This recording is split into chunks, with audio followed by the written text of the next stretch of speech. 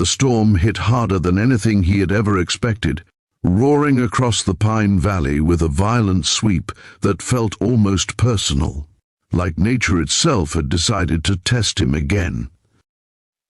Corvin Holden had been through enough storms in life, his wife's sudden passing, the endless nights of balancing bills, and the heavy, crushing responsibility of raising his 8-year-old daughter, Marvi, alone. But nothing compared to the moment he realized the mountain trail had flooded behind him. The road had collapsed, and he and the CEO he had rescued were trapped in a remote cabin with no electricity, no signal, and a cold front dropping fast. And as the wind screamed against the splintering wood, he heard her quiet, trembling whisper that froze him more than the cold ever could. "Can I slip under your blanket? If you believe in kindness, second chances, and stories that remind us of humanity's power, please like, comment, share, and subscribe to Touch of Kindness. Your support keeps these emotional stories alive." Corvin had only planned a quick detour. He had picked Marvi up from her Saturday reading club, and the two of them were driving through the mountain road toward home when he spotted a sleek black SUV half buried in mud. At first, he thought it was abandoned.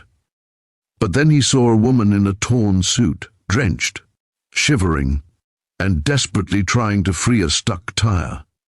Her makeup streaked, her phone clutched uselessly in her hand. She looked nothing like the powerful executive she actually was. Her name was Soraya Valloon, the newly appointed CEO of the Valloon Enterprise Group, a woman known in newspapers for her icy decisiveness and flawless composure. But what Corvin saw that afternoon was someone exhausted and human, someone who had been stranded alone long enough to break through her carefully crafted armor. He didn't have to help her. He didn't know who she was, and she didn't know who he was. But when Marvi tugged on his sleeve and whispered that the lady looked sad, Corvin knew stopping was the only choice. He managed to pull her vehicle free, but as they began to drive behind him toward the main road, the rain turned monstrous.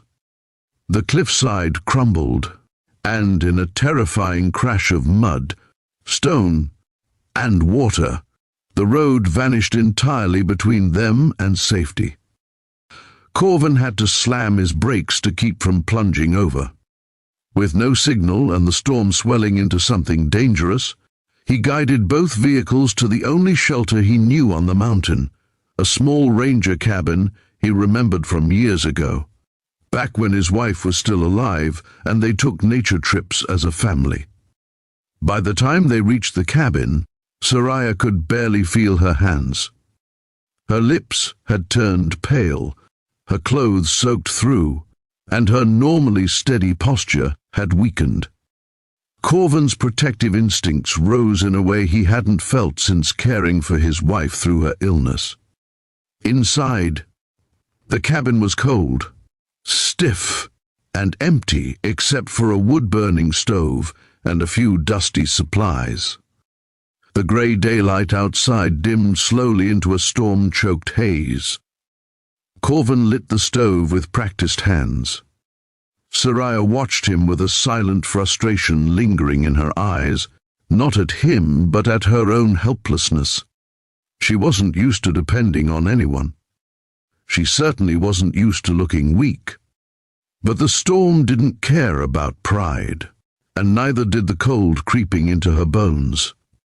Marvi wrapped herself in Corvin's spare jacket, but kept glancing toward Soraya with the kind, curious compassion only children had. Corvin handed Soraya a blanket and gestured for her to sit closer to the stove.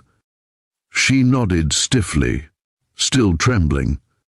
In the quiet, broken only by wind hammering the roof, he noticed something he hadn't expected, a faint vacancy in her gaze, like she wasn't just freezing from the outside.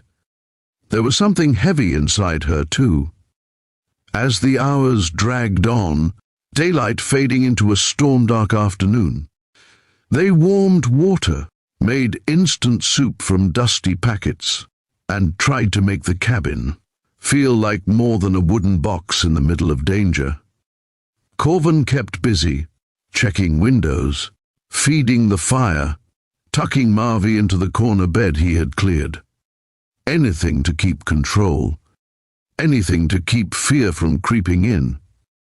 Soraya sat on the floor close to the fire, hugging the blanket around herself, watching the flames with a hollow stillness. She had refused help earlier, insisting she was fine. But now she didn't protest when Corvin offered a thermal cloth to wrap around her feet. And that was when she finally spoke, not with strength, not with the smooth determination that filled her press conferences, but with a quiet honesty that startled even her.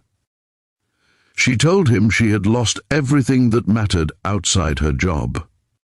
She told him she had given years to a company that saw her as a machine.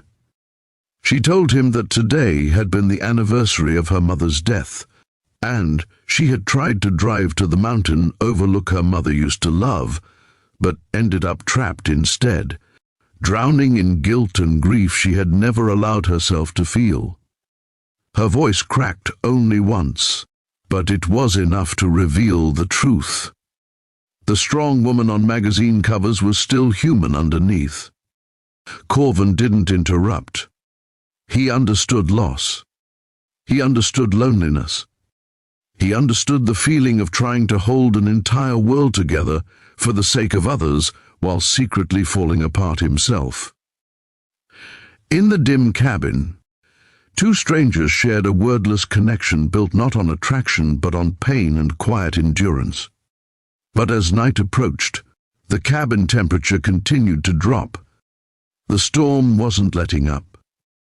The cold slithered in no matter how high the fire crackled. Corvin used his body heat to help Marvy stay warm, but there was only one proper blanket left, the one Soraya held wrapped around herself. He didn't plan to sleep. He needed to stay awake, to keep the fire alive, to make sure the roof didn't leak too much. But when the wind intensified and a loud crack sounded from outside, Soraya startled, violently. Her breath came out in fast, shallow bursts.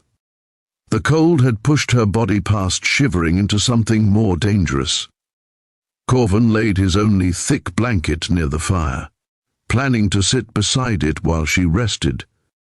But when he turned, Soraya's voice came out in a trembling whisper, barely audible over the storm. It wasn't flirtation. It wasn't bold. It was raw fear mixed with embarrassment. "Can I slip under your blanket?" The request stunned him. Her eyes were downcast, her hands clutching the edge of the fabric around her shoulders. She looked nothing like a CEO, just a woman terrified of freezing in a lonely cabin far from anyone who cared. He nodded quietly and shifted to make room.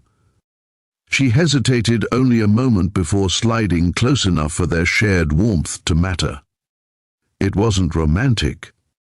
It was survival.